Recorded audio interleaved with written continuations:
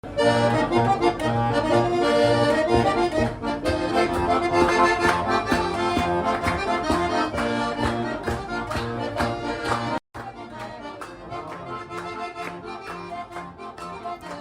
everyone, this is Bob Sorrentino from Italian Roots and Genealogy, wishing you a happy, healthy, and prosperous new year. Please enjoy our best of 2024, and don't forget to subscribe to our channel. We have some great plans for 2025, and if you would like to tell your story, contact us at ompinfo51@gmail.com. Took us to a farm. It's one of those where you farm to table kind of thing. So we went there for it was closed that day, but he opened it for us, and we were there, and we were like royalty, and we had the whole restaurant to ourselves, and we had this wonderful 8-course meal that was amazing. And after it was all over, the owner came out from the kitchen, and the guide knew him very well, so he introduced us. And when he told this gentleman that my grandfather was a sheep herder in Abruzzo, this guy, he just grabbed my hand, and he in Italian, because it was translated for me in Italian. He grabbed my hand, and he said it was an honor to have me in his restaurant. That the sheep herders are I can't remember the words now. The sheep herders, like the core of the earth, like they were they were the most important. They provided the food. They took care of the food. They provided the food. I mean, he was larger than life. He was a big man, and he was just his eyes had so much warmth and love, and just made me feel like family, and made me really feel my grandfather in that moment, and how special my grandfather was. So, and all the farmers and all the sheep herders, and so yeah, that was pretty cool. That was, and that's the point. That's what people don't get. When they say they want to go to Rome, or they want to go to this place, that's the experience. I mean, we had the same thing when we went to Rito. They didn't know us from. They knew my grandmother's house, my grandparents' house, where my uncle lived. The priest spent like 2 hours with us in the church, just showing us around the church and telling us about the church. And they have the saints dressed in buff costumes. That's like the younger generations, and the probably third or fourth generation Italian Americans who just think that Italian American means a hit HBO TV show. That is, maybe there are nuances of culture that have to do with New Jersey culture, tri-state culture, which you can't deny. Like, we are a certain way from New Jersey. We do speak a certain way. We do eat a certain way. We do visit certain things. So the site now for me, and like my goal now, is to like reemerge and like kind of educate everyone a little bit more, reintroduce the education of Italian American. We have to respect the different layers of Italian American. So I'm first generation. Yes. Am I closer to like those pieces of the way my parents came here, and it's almost like the time capsule pieces? Yes, I'm closer to it. But I also have to respect the second, third, fourth, fifth generations, because these are the people who settled in the 1800s, their families, right? So they built America, as we say. It's like the Italians built America between like infrastructure and all those things. I think the spark was, one of either my niece or nephew had a family tree, project or something, when they were little. And then that kind of sparked, well, what goes back further? Usually that's parents, grandparents.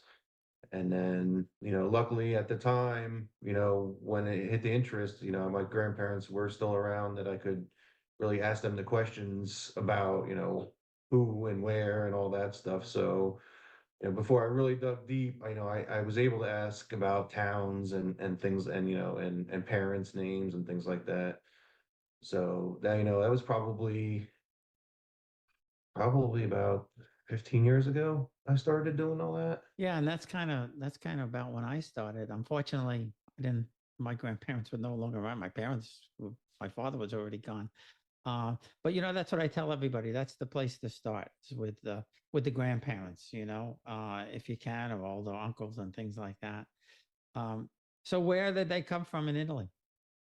So, my father's side, my grandfather's parents were both from Tremonti, which is right in the mountain off of the coast, the Amalfi Coast.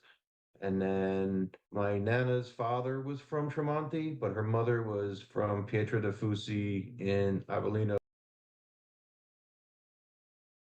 They went to San Jose is where they went, and found out there wasn't a fortune to be made in San Jose. Plus, him and his brother had a falling out. So they parted. My grandfather, he bought a big tent, and the family would contract to live in an orchard and do the picking for the season. And I guess eventually they got tired of that, or when it came to off season, no fruit to pick, they headed back up to Portland, and he settled in North Portland in his big old house, still there. And his kids, I think all of his kids, or almost all of them, were lived within a 5-mile radius of him. So I kind of grew up knowing my aunts and uncles pretty close. It wasn't just, we just didn't see them at holidays and stuff. Spent a lot of time with them. The bringing up was unusual. We like most Italian families, you get together on the holidays, but we got together a lot of other times too. I could stop in at their house, or I'd go on vacation with them, or we'd take some of our cousins on vacations with us. So it was different growing up from most of my friends. Oh yeah, no, the same thing with me. And that's a fascinating story. And um, coming from New York, we don't realize that there were so many different Italian enclaves, around the country. And when he settled in Portland, his brother also settled here and had similar number of kids. And I think he worked for the railroad initially, where a lot of the people from San Alejandro came and worked for the railroad out here, and either this around Portland or around centered around Spokane, Washington. A lot of two of the railroad centers, and so they could even use a train to go back and forth to visit each other, people they knew from the old country. And he, let's see, he found out, we started working for the railroad. They had a stove manufacturer in here that makes big wood burning stoves people use to heat their homes and to cook on.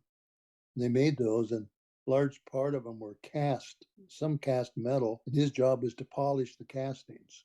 So he was known as a stove polisher. And I remember one time I had his polishing wheels. I guess you took your special polishing wheels and could to ply your trade wherever you were going to work. But he did that for years until sometime in the 40s, he got colon cancer. And at the time, there was like a death sentence, but there was one doctor out here who would perform a colostomy operation, but it was considered experimental. But he did the operation, and like I say, he lived to be 102, but it took him out of the workforce. But he was living next door to his brother, and they got the bright idea they could make a fortune in California. So the two families got in this big truck that his brother owned and drove down to California. They'd all had mattresses, and they'd sit in the back of this big truck, and they'd stop at night, throw the mattresses out on the ground, and sleep on the ground. Well, and they went to San Jose is where they went, and found out there wasn't a fortune to be made in San Jose. Plus, him and his brother had a falling out. So they parted. My grandfather, he bought a big tent, and the family would contract to live in an orchard and do the picking for the season. And they'd move from orchard to orchard living in this tent. We'll be right back. Experience Italy like never before, traveling with a scheduled group or create your own bespoke tour with friends with philitaly.co. Pack your bags and follow Phil. That's www.philitaly.co.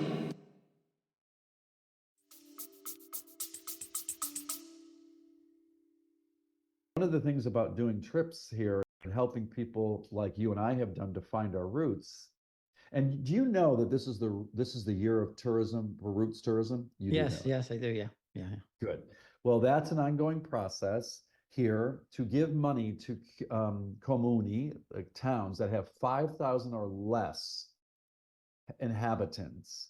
They can apply for maximum of a 6,000 euro, what do you want to call it, fund, to throw on an event for either private groups or public to attract people to come to these borghi, B-O-R-G-H-I, Borgo, is a small village. They don't usually say villaggio, they say borgo, or paese with a small p, or paesello, something like that. Not usually villaggio. And so it's been interesting because when I bring the travelers there, Bob, it's just interesting to see how they relax. They're like, wow, we didn't expect this. This is Italy because there's nothing iconic there. It's all folkloric music. It's all farm to table, no matter where you eat, even in a restaurant. There's something about the Italian-ness of that place that resonates, that if you look at the reviews that are subjective Google reviews, most of them have nothing to do with Rome and Venice and other places I brought them. It's about the visit they had in a place that's less known, no tourists, and they feel the connection through me, let's call it osmosis, not what do you want to call it, connection through me to my family. Standard Italian, I've been really lucky to learn that. Obviously learning the dialect as well. My grandfather would only speak to me in his dialect. So my grandmother on the Calabrese side passed before I was born, which is really sad. Never got to meet her. She passed when Dad was around about 10. And my nonna was left with 5 young children. I think they were all roughly, 15 to 2 or 3. So he never wanted to remarry or do anything. Obviously, as you know, plenty of times they'll sort of organize them to marry someone else, and he just didn't want to do that. So he just raised the children by himself, super hard worker, but I suppose, never learned any English, just working in the fields, doing all this really hard backbreaking work. So it was good for me because I got to learn the dialect, but I'd say semi-fluent in speaking the dialect purely because I don't speak with as many people. And like he always would say to me, don't stress too much about speaking how I speak, because you're going to even go into different parts of Calabria, they won't understand you. You're going to go outside of Calabria, no one's going to understand you. So he was sort of happy for me to speak with him in Italian. He was pretty forward thinking in that regard. So I kind of focused more on standard Italian through mum and the grandparents on that side. You believe in fate. I believe, no, there's no accidents. I firmly believe there's no accidents. And I believe in, having guardians and guides and God and all these wonderful things too. So I go in and I go up the staircase, and it was I thought it was I think it's the second floor. So I'm in a stairwell between the first and second floor. Should I go up? Should I go? I knew the apartment number. At least an hour I was standing there. And then all of a sudden, this woman comes who looks like this character. She had 2 shopping bags, and in Italian, I had my little speech ready. And in Italian, I said, "Excuse me, I'm looking for Signora Augustino." And I knew that was the cognome, the surname of the mother. In Italian, she said, "That's me."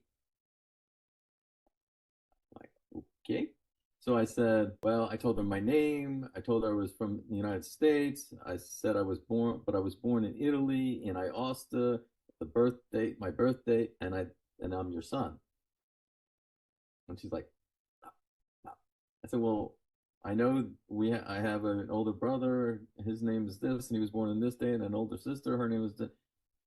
And now she's like, okay. Takes me into the apartment and shows me this picture of what looked to be like a 7-year-old, and who looked a little bit like me, but it wasn't me because I left at 11 months, 3 weeks. Because in Italian, this is you. I'm like, well, to myself thinking, oh my God, I'm in the wrong house. It's all right. And I said in Italian that, excuse me, I left when I was almost 1 year old. And then I saw the wheels turning. And she nodded, and she called Francesca, and out emerges this young woman who looked to be a year or 2 older than me. And the woman says, "Who is this?" And she said, "It's your brother." And she said, "Michele." And the mother goes, "No, the another one." So they would have been too young to even know about me. Well, yeah, shock everybody. So my sister takes my arm and she says, "Okay, we're gonna go. We have to meet your brother." And we go to the piazza, and he was at the time selling. He was working at a newsstand. The same conversation. Who's this? It's our brother. Miguel? No, another one. I stayed there about a week in a hotel and spent most of my time with them. It was wonderful. It was good. It was comfortable. Around the time I really started deep diving into her ancestry, and I'm so glad I was able to convince her to take the DNA test before she passed. I came across another researcher who's been doing DNA research on the indigenous folks of the Caribbean, so ancient DNA research. And through GED match, which isn't as popular as it was a few years ago, that specimen, one of the specimens that the researchers were using was from what is now the Bahamas. And so in the Bahamas, in the caves, they have found Taino. They're called Lucayan Taino. And so these are indigenous people whose remains were found in the caves. And my mom and I matched these remains that are, thousands, I don't know how old. And it was incredible to actually find proof of that relationship, and like I said earlier, not in Puerto Rico, but in the Bahamas. So much so that I woke up to the goats coming down the street. You would hear the bell every morning about 5 in the morning, 5:30 in the morning, and the goat herder is herding his goats down all the streets selling milk, goat's milk, door to door. You have your own glass bottle. He milks them right there in front of the door. And that was my experience at 6 years old, coming from an urban area in California to, this culture shock of Sicily in the mid 70s, which was very old fashioned compared to what it is today. It's a lot more modern today, but you will still see goat herders today if you're in the country. So big culture shock for me. I wanted to tell you a funny story that has to do with my researching my dad's family history. When I was growing up, my family had a set of bocce balls, this wooden ones. They looked hand turned. I mean, it was the family's prized possession. And my father always told me that his grandfather, Nunzio Panavaria from Montemaggiore del Sito in northern Sicily, had brought them to the US when he came.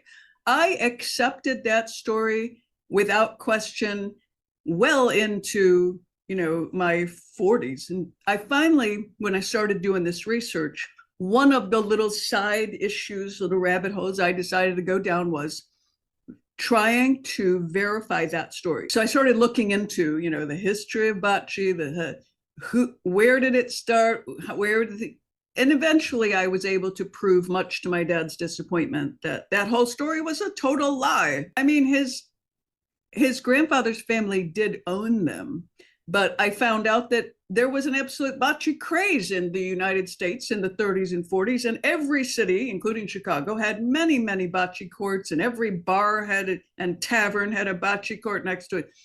And so that sporting goods stores were selling tons of these in the 30s and 40s. After doing some research, I found that it was a May Day tradition among the Italian laborers, the proletariat, to dress up in their finest clothes and get a May Day portrait taken. That's what this was. These guys are all dressed beautifully in their finest clothes.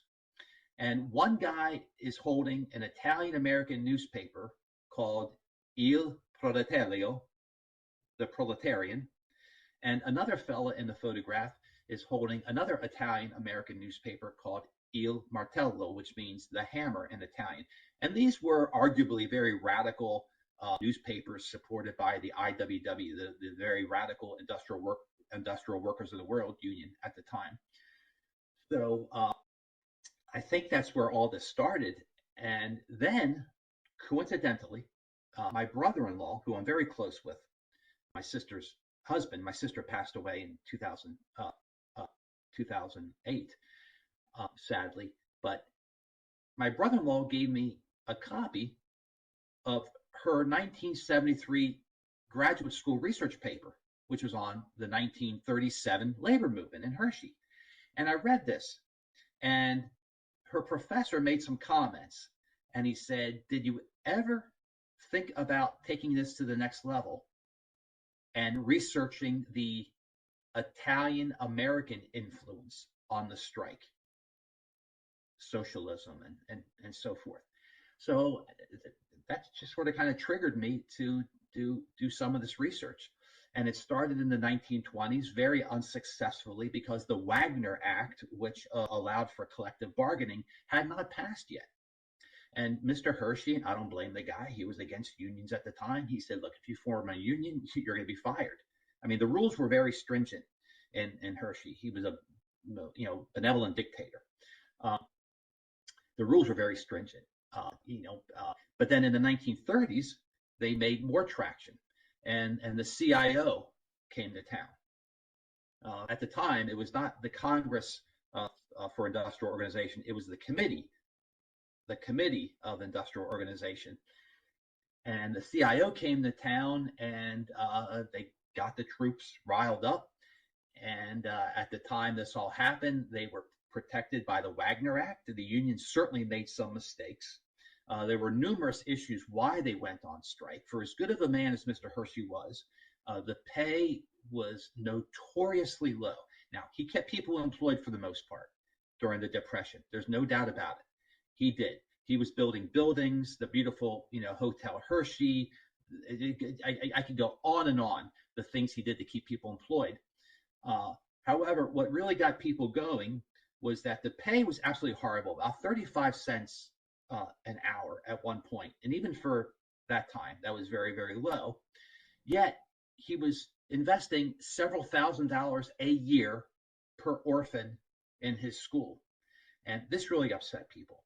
And that, coupled with the horrible working conditions from the supervisors who were lord and master in the plant, and then the overall sense of this paternalistic control over town, it got the workers to jump on board with the labor movement.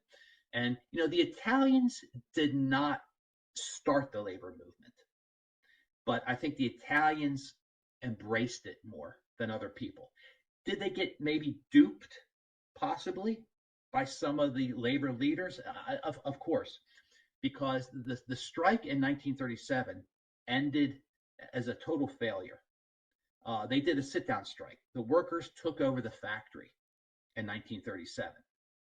Since then, sit-down strikes have been made illegal, but they took over the factory in 1937, and it happened on April 2nd.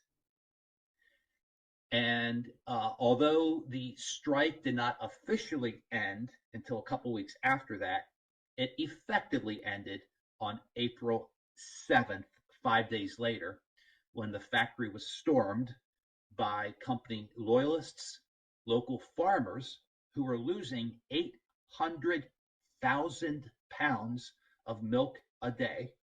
Wow. Hershey Estates workers, those were the workers that worked for the Hershey entities that were not the factory. Okay. And they went in with weapons. I have behind me on my bookshelf, there's a club from the Hershey Lumber Company. And the estates workers and the farmers were told by the company to go to the lumber company and pick up weapons, storm the factory, beat up the workers, and vacate the factory. And it's well documented that many of these so-called farmers were actually fake farmers. They were paid strike-breaking goons that came in from the Philadelphia and Pittsburgh area. And, I'm not going to blame anybody. This was very indicative of the times. It could have been far worse. We could have had a John Rockefeller here, or a Henry Ford. I think he was much more brutal than what we had here. But nevertheless, at this time, Milton Hershey was up in age, and some people say, "Well, it wasn't Mr. Hershey; it was his management." Well, nothing happened in this town without him knowing about it. The state police, their barracks were located 3 blocks from the factory. The state police did not show up until 30 minutes after the violence ended. I'm sorry, that was no coincidence. They made the workers, Italians and non-Italians alike, walk through a gauntlet. And they beat the heck out of them as they left the factory. There was also a blacklist. It's highly guarded. It's extremely confidential. I have snippets of it. Even today? Well, the blacklist was created back in 1937. I was given the original blacklist. I handed it back to the owner. I keep the source anonymous. I cite it in my research as an anonymous source. Auntie, who, God love her, died in 2006 at the age of 96. She was actually 6 weeks before her 96th birthday. She told me an interesting story that she was in the my nonno's orto, which is the vegetable garden up on the hills, and she was collecting figs from the fig tree. So she's on a big branch. This fig tree was 200 years old, so it was massive tree, thousands of figs everywhere. And she had an apron with pockets in it. And so she was reaching out and grabbing the fruit, putting it into the pockets. And all of a sudden, she hears an explosion. And something whizzed by her and the leaves fell. And all of a sudden, all hell broke loose. And she said she could see men on either side shooting at each other. And later we realized that it was when the Allies had arrived in the village and were pushing back Nazis. They were actually having a combat in Nonno's orto. And she stayed up in the tree for hours and hours, and she was scared and crying. But then later the soldiers helped her down, the Allies helped her down. And she said all the figs she had in the pockets were squashed, and because she was hanging on for her dear life. Now, they're things that you and I have never had to go through. What's really striking in that image, and I think it's from 1920, and I just found that picture probably a month ago when I was going through an old hat box at my aunt's house, my old grandmother's house. In that picture, one of the small children down below has a cigarette in his hand, and he's no more than 3 years old.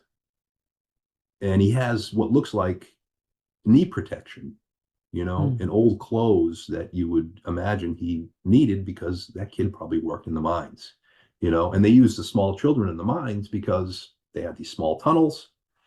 They had to put a big sack of sulfur rocks on their back, and they had to crouch and get through these long tunnels in, crazy 110, 120 degree heated conditions. So, that's kind of, just imagine coming through, number one, growing up in those conditions. Number two, working in those conditions as a child. And that's what you're expected to do to help support the family at that age. But then imagine a brother and a sister growing up and watching 8 siblings, be born. You enjoy their company, you get to know them, you become to love them, and then 8 of them pass away in succession. I just can't imagine the kind of, what that does to a person. And I learned that when I came across this story. And again, it's South Boston where my dad landed, his family landed, Carson Beach in South Boston. They created a pen, if you will. They didn't want to imprison all these guys. It was like 1945. Technically they were still POWs, but they were kind of using the Italian POWs for labor in Boston to do certain projects. They were really good at that stuff, right? They worked like animals, I imagine. So what they did is they created these pens, kind of outdoor pens on the beach, and allowed these guys to, have a place to assemble, they couldn't really leave the pen, but they could stay inside. And they ended up, as you read through the stories, trouble started happening. They were playing soccer. They kept kicking the soccer ball over the wall. They were getting in fights with the locals. They were doing inappropriate things with some of the females in the area. And eventually there was a murder. Somebody got stabbed, and they had to do something with these Italians. So what they did is they found a place where they couldn't get in much trouble, and that was the small island just off the tip of Hull. It's called Peddocks Island. And it was actually used by Leonardo DiCaprio in the movie he did about the insane asylum. I forget the name of the movie, but they filmed it, some of that stuff there. And it's a really cool island. And anyways, they created a POW camp on that island. Whole Birds of Passage, you know, he comes over in the 1890s, and he's an innkeeper and a baker, and he sets up shop in Milford with another baker named Leopoldo Castiglione, and they're operating this boarding house and bakery. And then, quite tragically, he ends up dying suddenly because of the explosion of a kerosene lamp.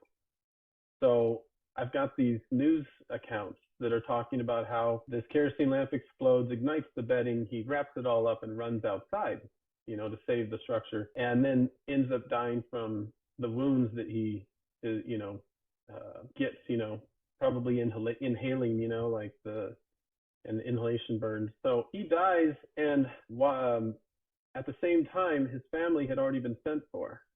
So his wife and 3 living kids are on their way over, and one of those children is my second great grandfather. So that's the beginning. You know, it's very tragic. So so she gets over to Milford, of course, then finds out her husband has died, and she's a widow in this strange place with 3 kids, you know. So later directories have her attached to that boarding house, and then within a very short amount of time, she marries another widow named Bernardo Castellini, and he had 1 living daughter who also came over on her own later. And so they're living together in the 1900 census, and his daughter and her son end up marrying, which was not wholly uncommon at the time. You know, they're step siblings, you know, they're a little older, you know, at the time that their parents then are getting together. But that would be my second great grandfather and grandmother, you know, and how they met and everything. And then my second great grandfather, the business from then on was he became a foundryman, and he worked in several areas, you know, along the East Coast. And then when they eventually made their way to the West Coast in the late 20s, he opened up a foundry in Riverside, California, and then several of his sons worked in the foundry. So my great grandfather ends up opening his own foundry, ends up being very successful with it. It's in Redondo Beach, and he casts things for, you know, the Marine application during the war. It's, you know, he had military contracts. He's got, you know, castings kind of all over, and that's been fun to discover, you know, through my relatives. Oh, did you know the bells over here? You know, we think those are something that, you know, your great grandfather made or something. So yeah, I would say the foundry in our more recent history was the most impactful, you know, professionally, you know, of what the family did. And then even back in Italy, yeah, bakers, innkeepers, more modest, you know, professions. Well, it's great to be able to piece all of that together. And, you know, even back in Italy to have, you know, to be a baker or to, you know, have some kind of trade or something like that. Well, that was pretty good, you know, because it was basically an agricultural, you know, country way back then. But yeah, that's cool to be able to piece that all together and then to get some insight into where some of these things may be. Have you been able to get your hands on anything that from the foundry from the 20s?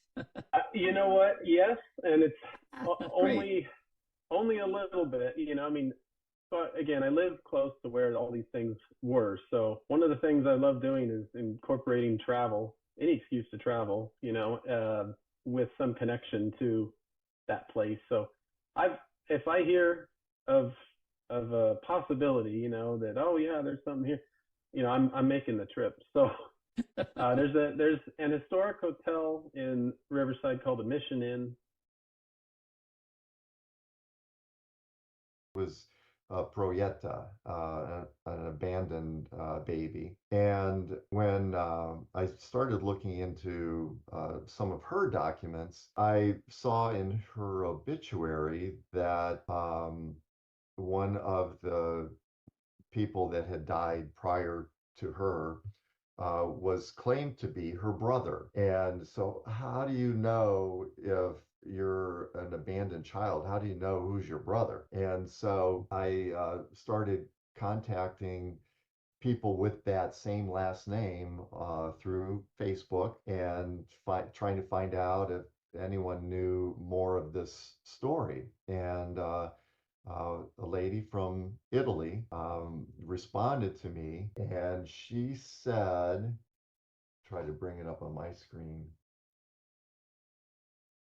She said, it's definitely, we are definitely related, because the story is there's a wealthy landowner in Matrice.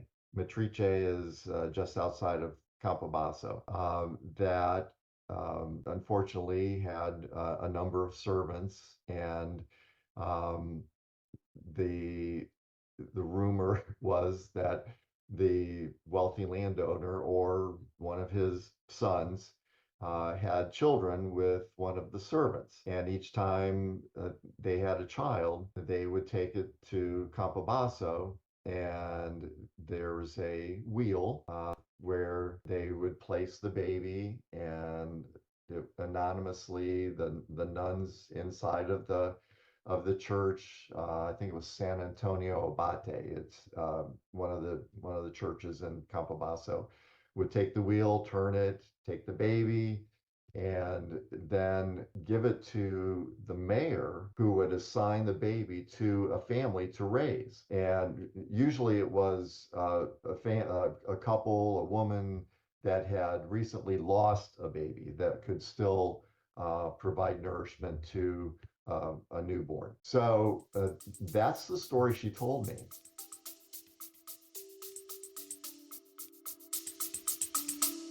We'll be right back.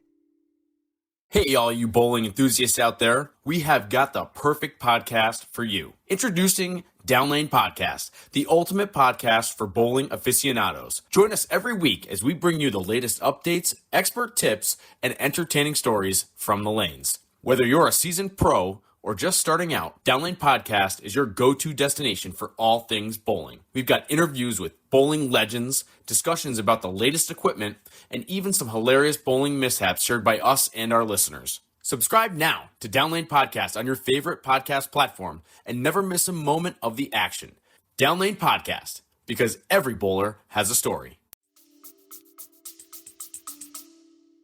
The cousins that I just found up in New York, it was basically a Facebook group. You know, they posted, "Hey, does anybody have information on such and such?" I go, "Hey, it could be a relative of mine. I have some of those names." And sure enough, it would have been my great uncle Celestino, and that's who she was researching. And here I have pictures of Celestino and his son and my grandfather, and it's just so fun how people will get connected and can compare. You know, I would love to see some, you know, if I found that relative that would have other pictures of my grandfather, you know, because we don't have a whole lot. Well, yeah, and I find, when I do come across, a photo, I like almost sharing it with other people as much as I was for me to find it, and say, "Hey, look what I found." I found a picture from here, there, or wherever, and people, people, "Hey, gee, I never saw that photo before. Where'd you get that?" For the longest time in my grandfather's belongings, there was a black and white picture of a man and woman and 7 kids. Had no clue who they were. But after doing, because as we were adding up everything, great grandma had and had my grandfather, Carlo and his sister Thelma. We didn't know about any other children. Didn't realize, oh my gosh, she had children with her first husband. That's who's in the picture. Then we kind of figured out, wow, this is great-grandfather Antonio and great-grandmother Paulina. And these are all the kids, and the baby on the lap is my grandfather. Mm. It's just so fun to have those discoveries. And as I posted some of those pictures, it was very interesting because a lot of the comments that I was getting was, well, judging by the picture, it looked like whoever's in the man of the family looked like they were very wealthy. And I'm like, well, that doesn't sound like our family, but Yeah. Unless you were on the farm and you had them all working. didn't realize, oh my gosh, she had children with her first husband. That's who's in the picture. Then we kind of figured out, wow, this is great-grandfather Antonio and great-grandmother Paulina. And these are all the kids, and the baby on the lap is my grandfather. Mm. It's just so fun to have those discoveries. And as I posted some of those pictures, it was very interesting because a lot of the comments that I was getting was, well, judging by the picture, it looked like whoever's in the man of the family looked like they were very wealthy. And I'm like, well, that doesn't sound like our family, but just how they presented themselves, their clothes, their a lot of times exactly what they were wearing back then. And it looks like they had quite a good paying job back in the day, and they would almost have to support 7 children back then. Yeah, I suppose so.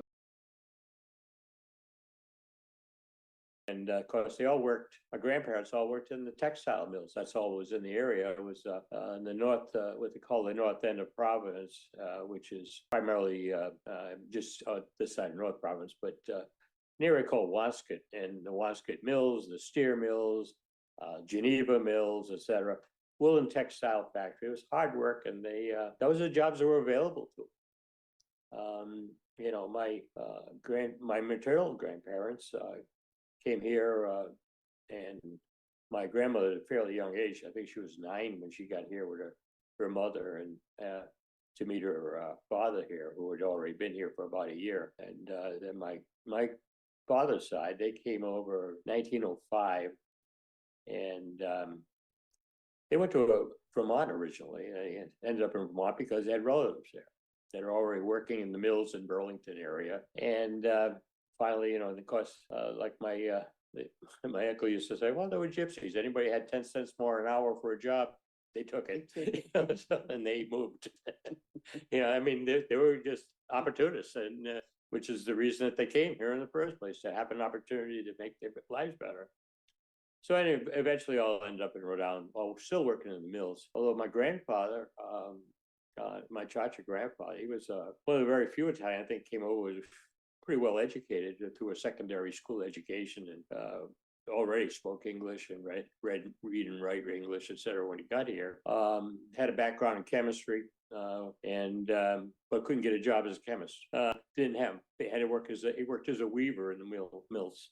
So, finally he ended up working for a dye company doing chemistry later on. But, it's interesting that they had to take jobs, whatever was available. As you probably well know in your history, in your family, same thing, Yeah. So, I don't suppose you know Dr. Iannuccelli by any chance, do you? Because he's from Providence, and he writes. Oh yeah, Iannuccelli, yeah. Yeah. I went to school with some. Yeah, I interviewed him. Boy, it must be at least 3 years. I remember that interview. Yeah, and then also Dr. Iannuccelli that I knew very well as well. Yeah. Find the more I do genealogy and DNA research, the more I'm amazed at how small the world is and how much we have in common with each other, no matter where we were raised or our backgrounds. It's amazing. So yeah, I grew up in East Harlem, and my mother was from Ponce, Puerto Rico. She passed away in 2019. And my father was a big question mark for a long time. I understood he was Southern Italian. So I was thinking, I was under the impression I was also Sicilian.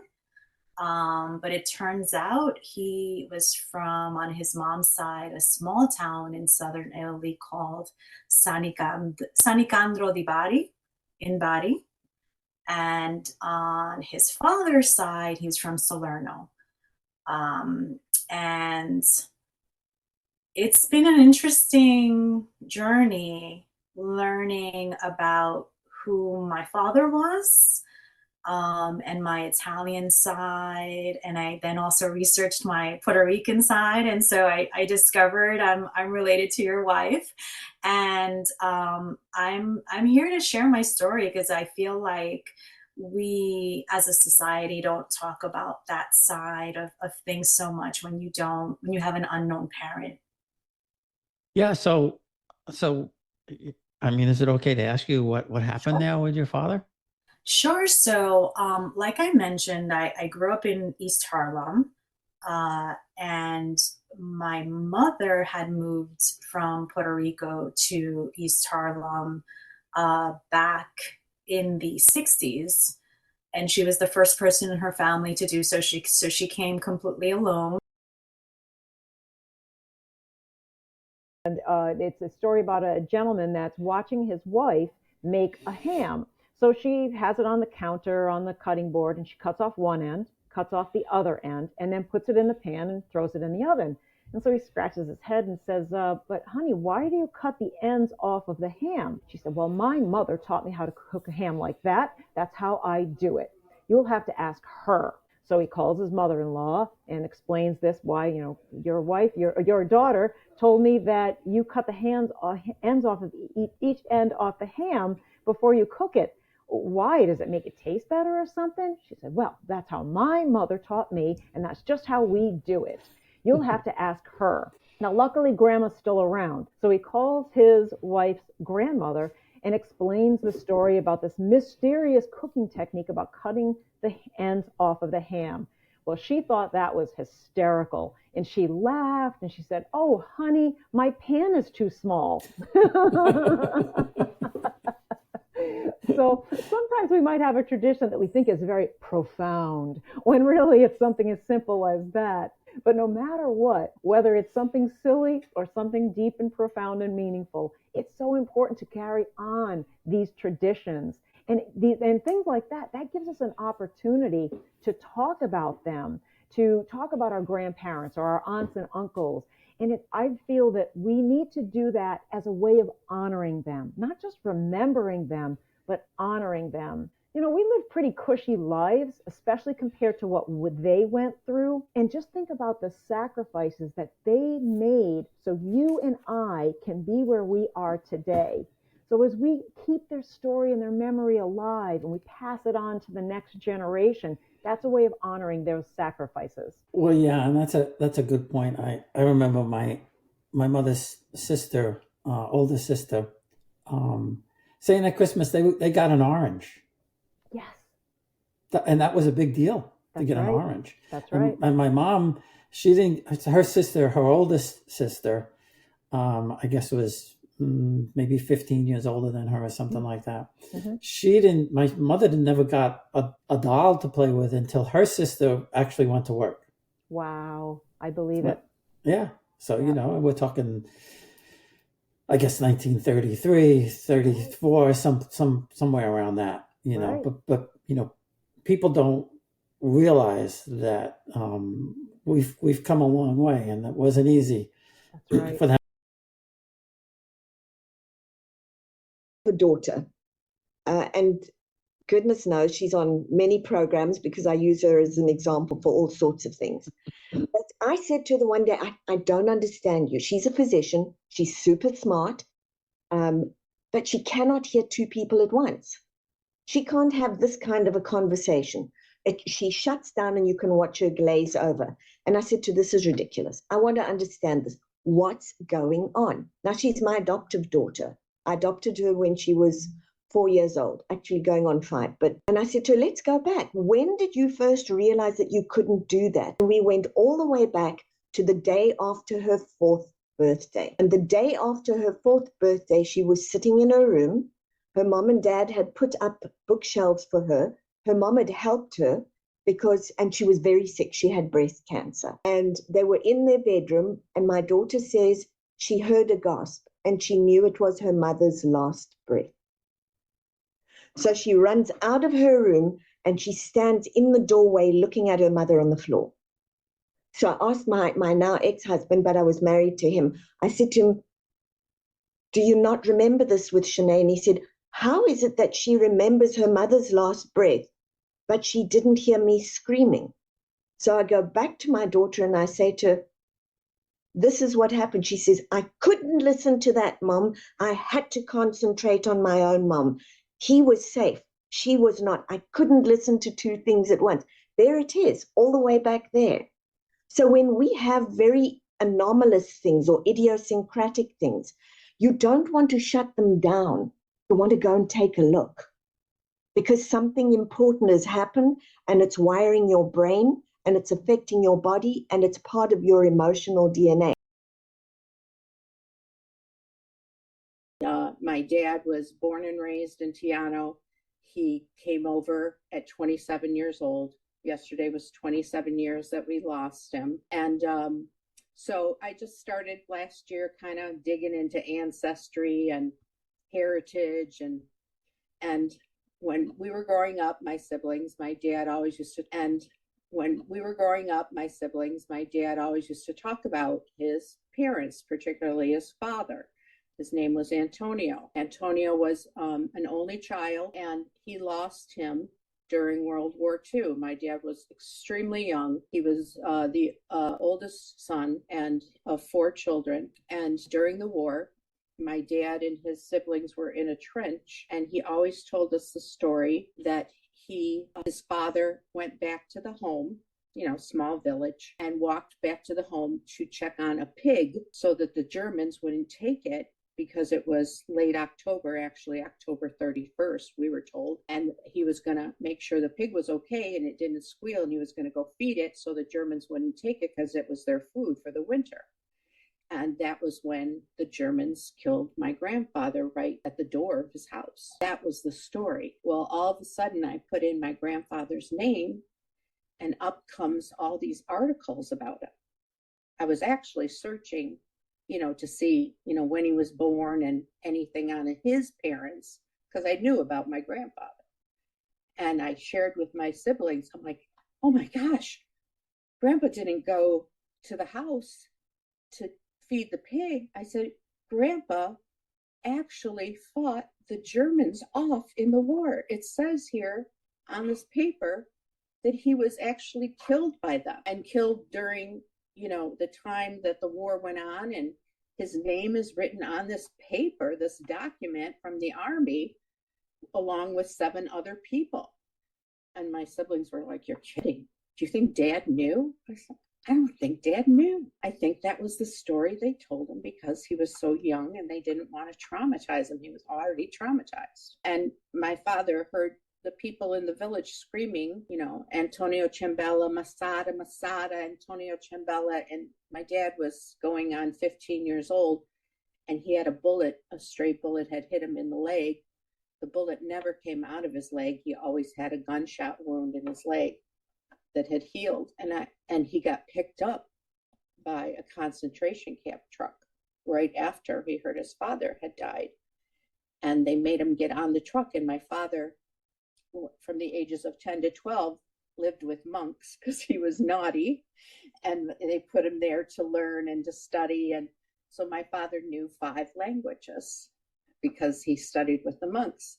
So he got on the truck and he overheard people talking, and he understood what they were saying, that they were going to take him to a camp.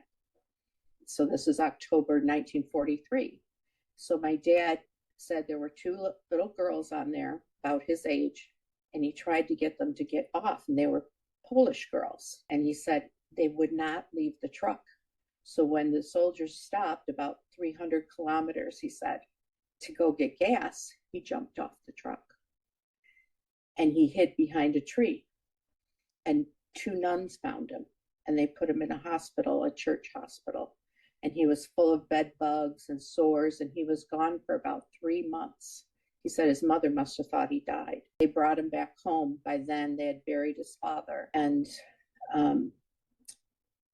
life went on. His mother actually, I have a picture of his mother actually, I believe I sent you that his mother had to wash the uniforms of the soldiers to make money. Later on, they opened up a little gas station during the war, but she washed the uniforms of the soldiers that killed his father.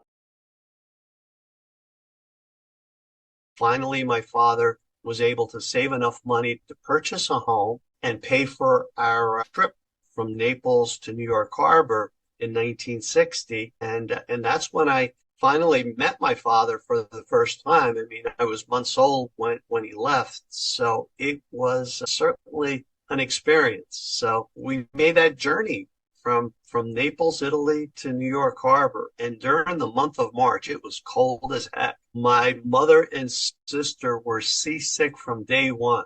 So there I was, I don't know what the heck I was, but I was on my own. I would have to get up, walk around the ship, and I'd have my meals upstairs while my mother and sister were just confined to our cabin because they just could not make it. But thank God we did make the trip over. It was on a ship called the Augustus, and it was 10 days of one heck of a trip. And embarking from Naples, Italy, and we made it to New York Harbor. And I'll never forget, because there it was. We got it very, very cold March night, and traveled from New York Harbor, meeting my father and my uncle. And we went to our little home that my father had bought and purchased, and that's where we lived all the way up and through college. But most interesting travel. So what did you think when you saw the Manhattan skyline? At the time, to be honest with you, I was so tired, and it was breathtaking because I was cold. All I could see was a ship, and I was a little frightened because in our hometown, oh goodness, we had no buildings, we had nothing, we didn't have ships, we didn't have anything. It was overwhelming, to be honest with you, and I was frightened, I was cold, fatigued. So it was a combination of feelings. But to give you an indication, we lived in a small, modest home. When we got to our house in Long Branch, I suddenly had my own room, which was a first. I never had my own personal room. I mean, in our hometown, there was just one bedroom, and all of us slept in the same bedroom. We did not have running water in our house. We did not have a bathtub. We didn't have a shower. We had an indoor encased bathroom where we had a large cistern of water, which we would bring indoors from the well. And here in Long Branch, I had my own private room. My sister had her own private room. My parents had their own private room. We had 2 floors, running water. We had heat. We didn't have any of those things. It was mind blowing, from modest beginnings to suddenly a whole vast array of amenities that I was not accustomed to. So it was overwhelming. I think that's the best word that fits that. And as a little person, oh my gosh, it was one heck of a trip.